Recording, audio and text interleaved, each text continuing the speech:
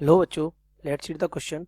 A black hole is an object whose gravitational field is so strong that even light cannot escape from it. Okay, there is a given information about the black hole कि बेटा हमें black hole दे रखा है. जो black hole है वो इतना gravitational field इतना हाई रखता है कि इसमें से लाइट भी क्या नहीं हो पाती, एस्केप नहीं हो पाती. Okay, to what approximate radius would earth, इसका मास कितना का बना बेटा 5.98 10^24 have to be compressed to be black whole.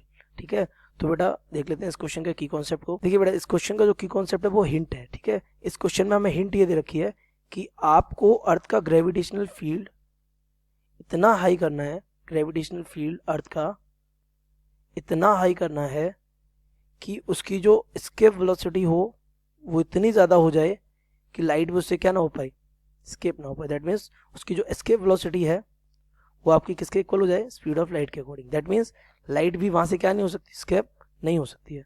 तो आपको उसकी एस्केप वेलोसिटी सी तक एक्सटेंड करनी है. दैट मीन्स उसका फील्ड इतना बढ़ा देना है कि उसकी एस्केप वेलोसिटी कितनी हो जाए, C. And we have given, we know what the escape velocity is given by √2gm/r, where r will be the radius of earth. Okay, so let's solve the question. Escape velocity is given by what, 2gm/radius of earth. ठीक है, and now new radius, so that our escape velocity will become equal to c.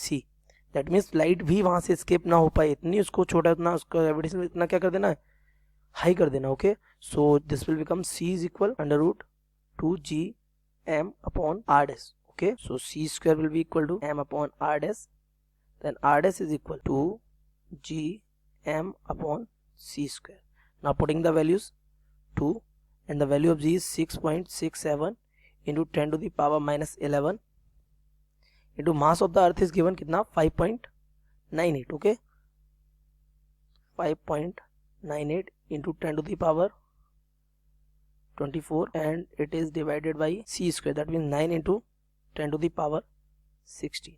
So on solving it, just multiplying the 2, 6.67 and 5.98, we will get 79 point divided by 9 into the power will become minus 11, 24, that means 13, and it will become minus 16 divided by 9, so it will be 8.86 into 10 to the power 3 of meters. Okay, so let's match the option. This will be the approx option because it is 8.86, that means almost 10 into 10 to the power minus 3, so this will become 10 to the power minus 2 almost. Okay, so option third is correct. I hope you have understood it well. Best of luck.